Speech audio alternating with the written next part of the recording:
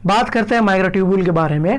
तो माइक्रोट्यूब्यूल को first time observe किया था डी रॉबर्टिस ऑफ फ्रैंकाई नाम के साइंटिस्ट ने। माइक्रोट्यूब्यूल लॉन्ग है, लंबा, स्ट्रेट पाइप लाइक स्ट्रक्चर है जो कि साइज में बिल्कुल uniform in size. These are hollow, और हॉलो अंदर से खाली है, जैसे कि पाइप होता है ना वैसे ही देखने में है माइक्रोट्यूब्यूल। दो देखिए फिगर ध्यान से, देख रहे हैं, ये है माइक्रोट्यूब्यूल, बहुत अच्छा फिगर है, ध्यान से देखिए, एकदम पाइप लाइक स्ट्रक्चर है और अंदर से हॉलो है।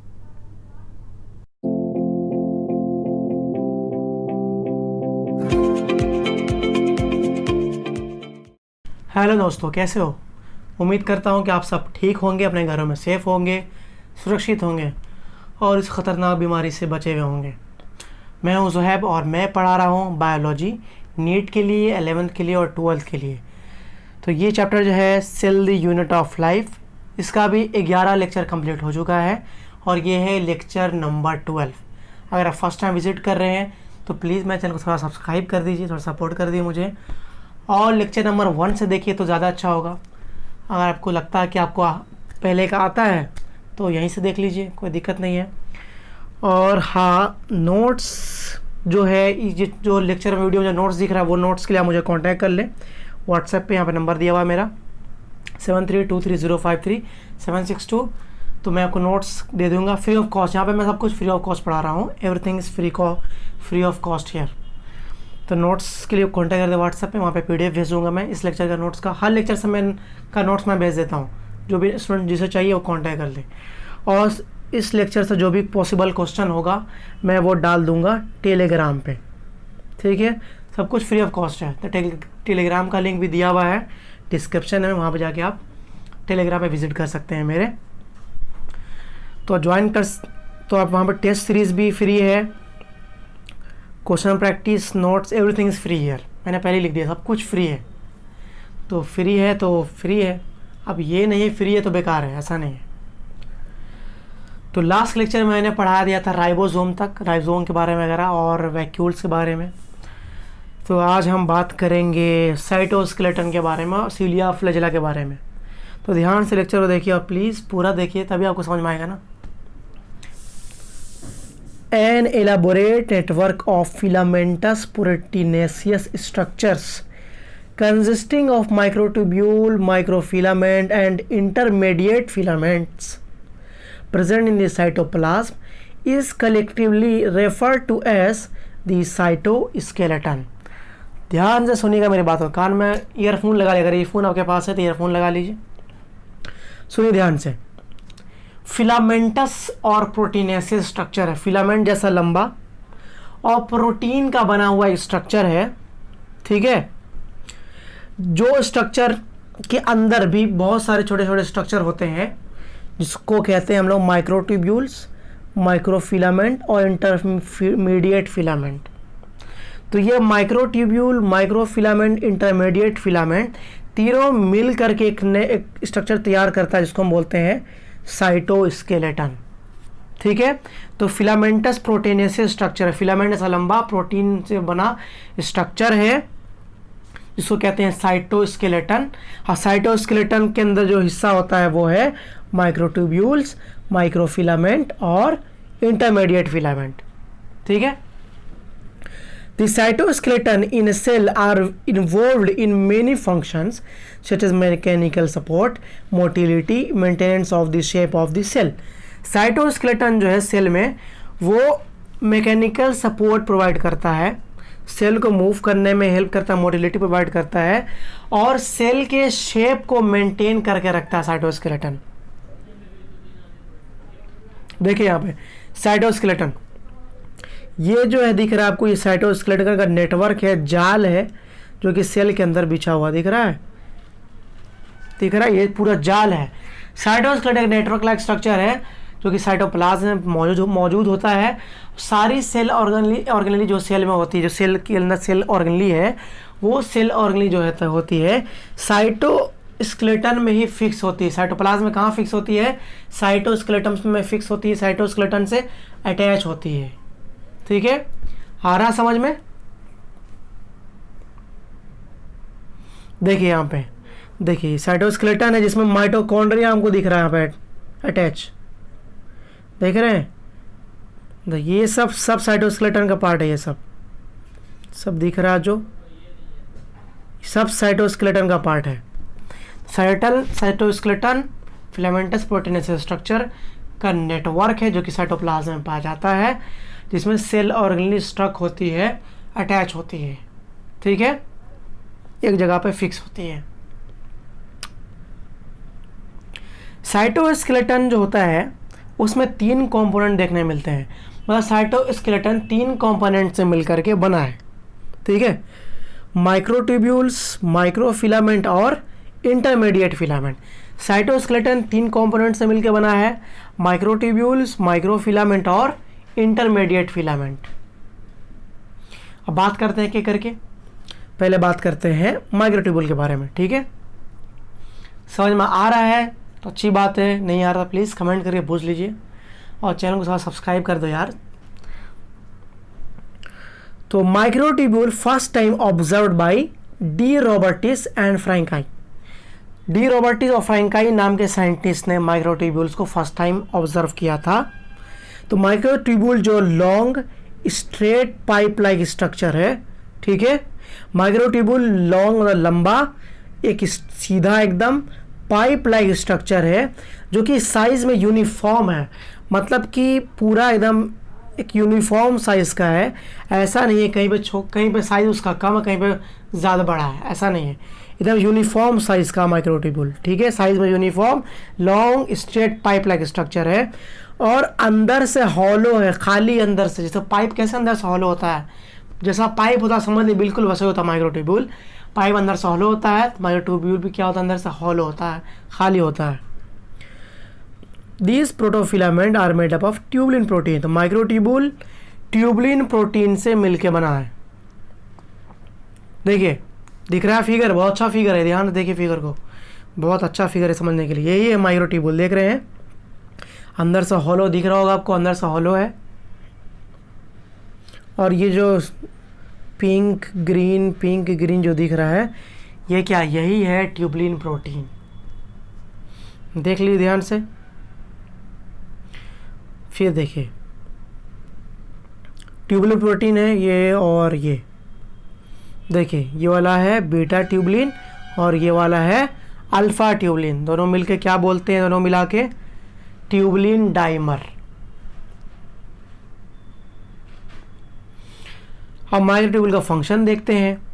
माइक्रोट्यूब्यूल जो है प्रोवाइड करता है शेप सेल को, माइक्रोट्यूब्यूल सेल को शेप प्रोवाइड करता है, मैकेनिकल सपोर्ट प्रोवाइड करता है, ठीक है, और formation of nuclear spindle apparatus during cell division. Cell division के दौरान न्यूक्लियर स्पिंडल apparatus के फॉर्मेशन में इन्वॉल्व है माइक्रोट्यूब्यूल।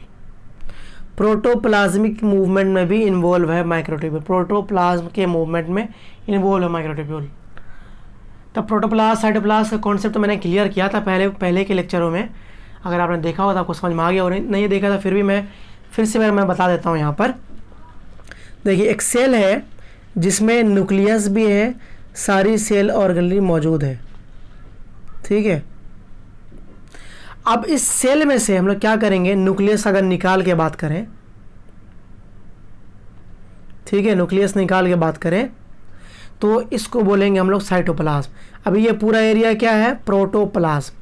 न्यूक्लियस हटा के बात करेंगे तो क्या पूरा एरिया, इस एरिया को बोलेंगे साइटोप्लाज्म। सिंपल सा कॉन्सेप्ट है। तो प्रोटोप्लाज्म के मूवमेंट में हेल्प करता है microtubule. Cilia and flagella formation में भी माइक्रोट्यूब्यूल इन्वॉल्व है, मतलब सीलिया और फ्लैजिला का जो स्ट्रक्चरल कंपोनेंट जो है उसका फॉर्मेशन माइक्रोट्यूब्यूल ही करता है, ठीक है। Determine place and plane of cell wall formation, important point. Microtubule cell जब डिवाइड होती है तो माइक्रोट्यूब्यूल सेल के डिवाइड होने के वक्त उसका प्लेन और प्लेस डिसाइड करता है सेल वॉल कहाँ पे बनेगा।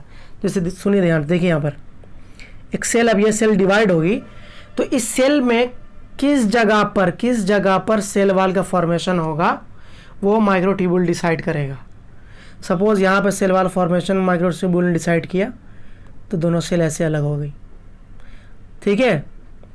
यहाँ पर भी कर सकता है, लेकिन यहाँ पे करेगा एक सेल छोटी एक सेल बड़ी हो जाएगी, लेकिन सेल को तो वैसा नहीं होता है, जनरली 20 सही होगा। ठीक है, अब बात करते हैं माइक्रो फिलामेंट के बारे में। माइक्रो फिलामेंट जो है वेरी लॉन्ग फिलामेंट, सबसे बहुत लंबा फिलामेंट है। माइक्रो फिलामेंट जो है तो माइक्रोट्यूब्यूल से भी लंबा है।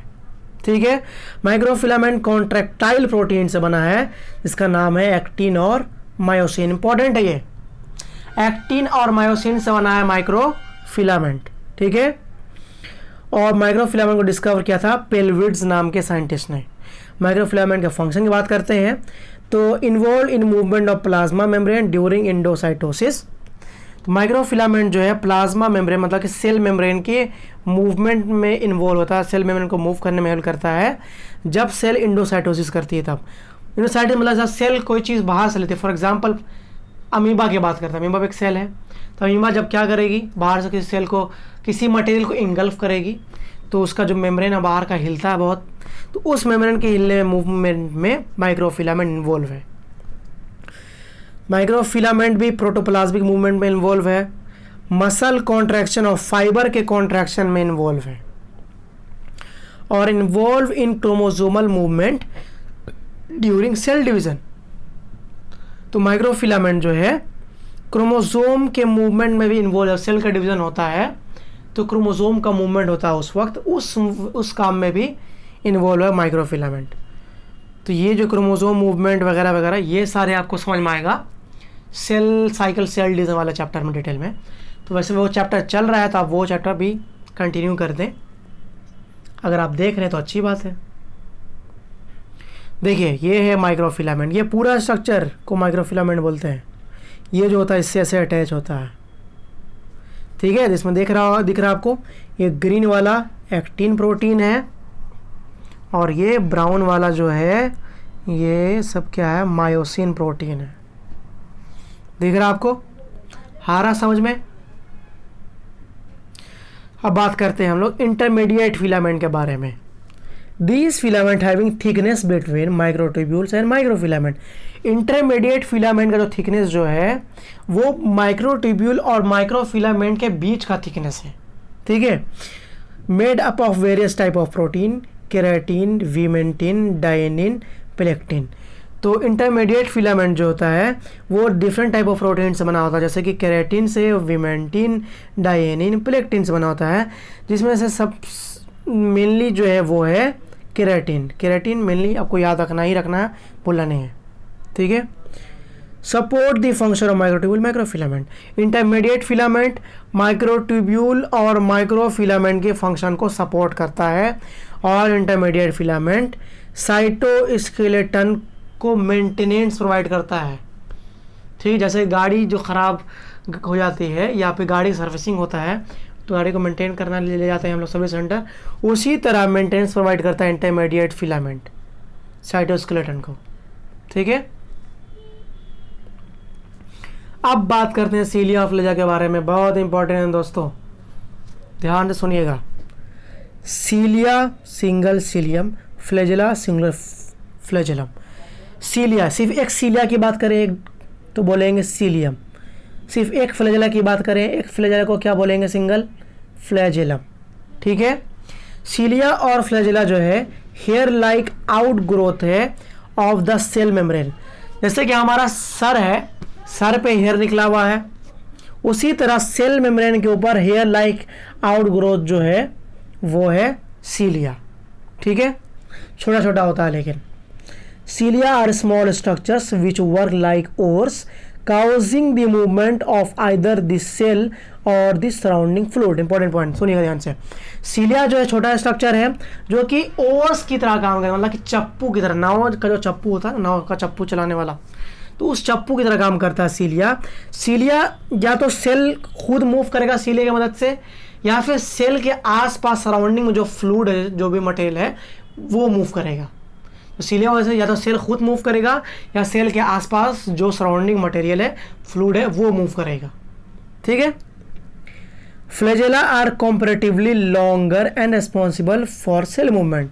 फ्लेजेला जो है वो लंबा होता है फ्लैजिला जो होता है वो सीलिया के मुकाबले लंबा होता है जनरली काफ़ी, और फ्लैजिला जो है सेल के मूवमेंट में जनरली इन्वॉल्व होता है, सेल को मूव कराता है। ठीक है, वैसे मैं सेल और फ्लैजिला पे एक और से पहले भी एक लेक्चर दे चुका हूँ पहले के लेक्चर में, तो उसको देखेंगे तो आपको क्लियर कॉन्सेप्ट होगा अच्छा से। The prokaryotic bacteria also poses flagella, but these are structurally different from that of eukaryotic flagella। सुनिए ध्यान से, प्रोकैरियोटिक फ्लैजिला जो मतलब कि प्रोकैरियोटिक फ्लैजिला जो है, मतलब बैक्टीरिया के पास जो फ्लैजिला होता है वो फ्लैजिला, और यूकैरियोटिक सेल के पास जो फ्लैजिला होता है वो फ्लैजिला, दोनों का फ्लैजिला में थोड़ा स्ट्रक्चर का अंतर होता है, डिफरेंस होता है। प्रोकैरियोटिक फ्लैजिला का स्ट्रक्चर अलग होता है और यूकैरियोटिक फ्लैजिला का स्ट्रक्चर अलग होता है। The electron microscopic study of a cilium or flagellum show that they are covered with plasma membrane। ध्यान सुनिए,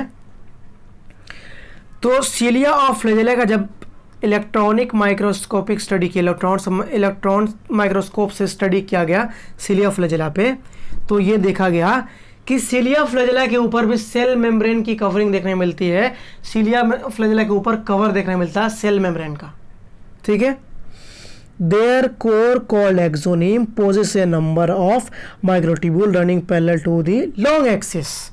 ध्यान सुनिए, इंटरनल स्ट्रक्चर को देखेंगे सीलिया फ्लैजिला को, तो सीलिया फ्लैजिला के अंदर कोर जो है, कोर जो अंदर का स्ट्रक्चर जो है, अंदर जो कोर है उसको हम लोग एक्सोनीम बोलते हैं। ठीक है, जिसमें बहुत सारे माइक्रोट्यूब्यूल्स होते हैं जो कि एक दूसरे के पैरेलल होते हैं। तो अब देखते हैं एक्सोनीम को हम लोग। ये एनसीईआरटी का फिगर है, ध्यान से देखिए, समझिए।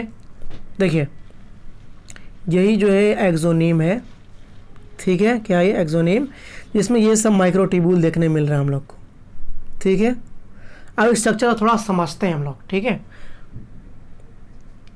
Axoneme usually has 9 doublets of radially arranged peripheral microtubule and a pair of centrally located microtubules। Important point देखिए, यहाँ पे फिगर है, फिगर में देखिए ध्यान से, ये जो एरिया अंदर का सेंट्रल एरिया, ठीक, और ये बाहर का जो एरिया है पेरिफेरल एरिया। तो सेंट्रल एरिया में जो माइक्रोट्यूब्यूल देख रहे हैं ये माइक्रोट्यूब्यूल, ये भी माइक्रोट्यूब्यूल है, तो इन दोनों माइक्रोट्यूब्यूल बोलेंगे सेंट्रली लोकेटेड माइक्रोट्यूब्यूल। और बाहर में जो माइक्रोट्यूब्यूल देखने मिल रहे हैं ये सब पेरिफेरल माइक्रोट्यूब्यूल है, पेरिफेरली लोकेटेड माइक्रोट्यूब्यूल है। ठीक है, अब देखिए दोनों माइक्रोट्यूब्यूल फर्क क्या है पेरिफेरल और सेंट्रल में। बाहर जो माइक्रोट्यूब्यूल, पेरिफेरल जो माइक्रोट्यूब्यूल है, वहां पर 2 माइक्रोट्यूब्यूल एक साथ है। ठीक है, 2 माइक्रोट्यूब्यूल क्या एक साथ है, डबलेट में है, देख रहे हैं, एक सर्कल ये, एक सर्कल ये, डबलेट में देखिए, डबलेट फॉर्म हो रहा है। तो बाहर जो माइक्रोट्यूब्यूल है डबलेट में मौजूद है, लेकिन अंदर जो माइक्रोट्यूब्यूल है वो सिंगल है, एक अकेला इधर, एक अकेला इधर है। ठीक है, और ऐसा डबलेट कितना है, पेरिफेरल डबलेट कितना टोटल, एक ये हुआ, 2 3 4 5 6 7 8 9, तो 9 पेरिफेरल डबलेट माइक्रोट्यूब्यूल है। ठीक है, और अंदर में डबलेट माइक्रोट्यूब्यूल नहीं है, सिंगल है। कितना है, 2 है। सेंट्रल माइक्रोट्यूब्यूल कितना है, 1 और 2। आ रहा समझ में। तो such an arrangement of axonemal microtubule is referred to as 9+2 array. तो इस तरह के अरेंजमेंट को लोग क्या बोलेंगे, 9+2 एरे, बाहर 9 और अंदर में 2। ये फिगर देखेंगे तो ये माइक्रोस्कोपिक फिगर है,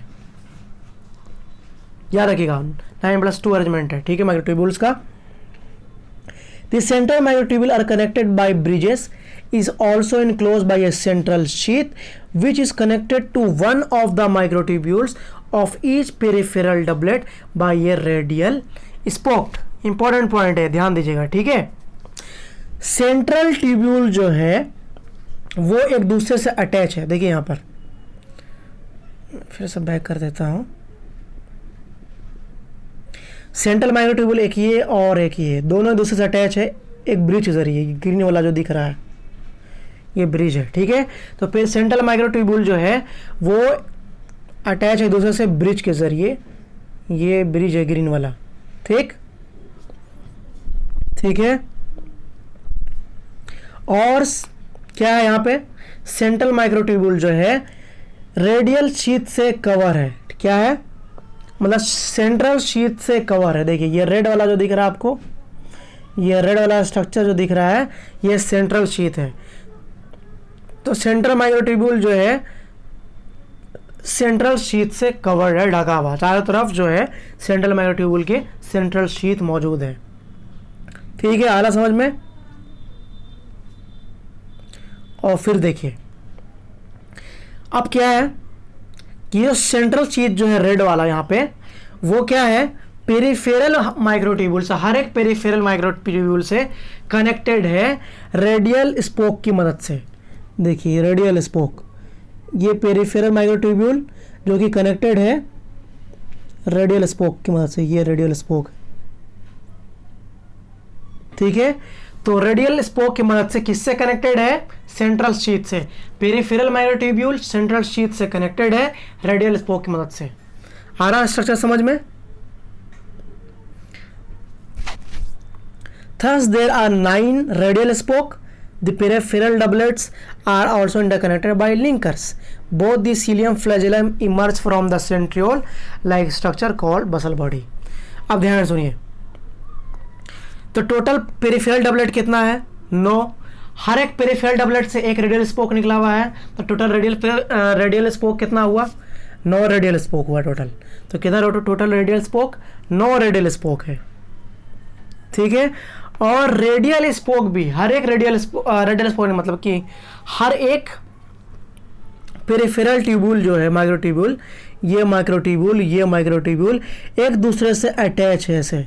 देखिए यहाँ पे ग्रीन कलर का छोटा स्ट्रक्चर दिखाई दे रहा है आपको, जूम कर दूं क्या, जूम कर दिखाता हूँ मुझे। देखिए ये ग्रीन वाला जो स्ट्रक्चर आपको दिखाई दे रहा है, ये ग्रीन वाला स्ट्रक्चर दिख रहा है, ये ग्रीन स्ट्रक्चर मदद से हर एक माइक्रोट्यूब्यूल एक दूसरे से अटैच है। और इस ग्रीन वाले स्ट्रक्चर को क्या बोलते हैं, इस ग्रीन वाले स्ट्रक्चर का बोलते हैं हम लोग लिंकर्स। ठीक है, आया समझ में।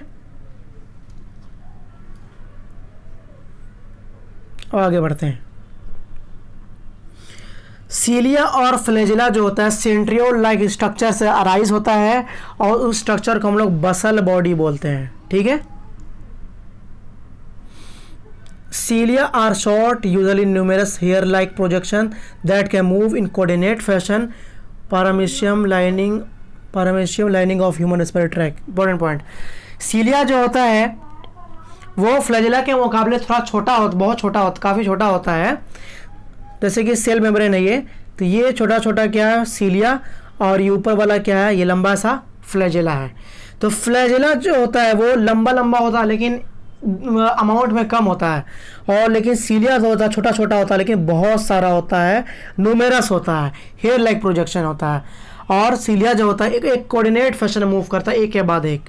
पहले ये वाला मूव करेगा तो फिर ये वाला, फिर ये वाला, फिर ये वाला, फिर ये वाला, एक के बाद सीरीज में मूव करता है कोऑर्डिनेट मैनर में। तो पारामीशियम के ऊपर देखने मिलेगा हम लोग को सीलिया। फिर ह्यूमन बीइंग का जो रेस्पिरेटरी ट्रैक है का जो लाइनिंग है उसमें हम लोग को सीलिया देखने मिलेगा। ठीक है, फ्लैजिला जनरली लंबा होता है और लेकिन फ्यूअर होता, कम होता अमाउंट में। Both cilia and flagella have similar construction but differ from prokaryotic flagella. तो सीलिया और फ्लैजिला जो होता है दोनों का कंस्ट्रक्शन सेम है, मतलब कि सिमिलर, लगभग एक जैसा ही है। ठीक है, लेकिन बात करें तो प्रोकैरियोटिक का फ्लैजिला सीलिया और यूकैरियोटिक का फ्लैजिला सीलिया का स्ट्रक्चर अलग होता है। ठीक है, लेकिन सिर्फ यूकैरियोटिक का बात करें तो यूकैरियोटिक का सीलिया और यूकैरियोटिक का फ्लैजिला दोनों एक जैसा होगा। ठीक है, ईच फ्लैजिलम हैज़ 4 पार्ट्स। हर एक फ्लैजिला का 4 पार्ट होता है। फ्लैजिला में 4 पार्ट देखने मिलता है, basal body, rootlets, basal plate and shaft. अब यहाँ देखिए, coordinate movement cilia, undulatory movement flagella. तो सीलिया कोऑर्डिनेट मूवमेंट करता है और फ्लैजिला जो होता है वो अनड्यूलेटरी मूवमेंट करता है, मतलब कि वेव लाइक मैनर ऐसे मूव करता है फ्लैजिला, वेव लाइक मैनर में। अनड्यूलेटरी मूवमेंट वेव लाइक मैनर। ठीक है, तो लेक्चर नंबर 12 कंप्लीट हुआ। तो जाइए टेलीग्राम पर, टेलीग्राम का लिंक मैंने दे रखा है डिस्क्रिप्शन में, वहाँ पे आप क्वेश्चन सॉल्व कर लीजिए, क्वेश्चन बनाइए क्वेश्चन, तो आपको अच्छा लगेगा, समझ में आएगा, ठीक है। और नोट्स के मुझे कांटेक्ट कर ले व्हाट्सएप पे, वहाँ पे आपको मैं नोट्स का PDF भेज दूँगा, ठीक है। और थोड़ा सपोर्ट कर दे यार मुझे। मिलते हैं दोस्तों लेक्चर नंबर 13 में।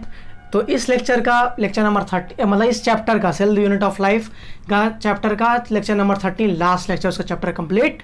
और फिर क्या होगा, टेस्ट होगा इस चैप्टर पे, तो वो टेस्ट के लिए रेडी रहिए। ओके दोस्तों, मिलते हैं लेक्चर नंबर 13 में।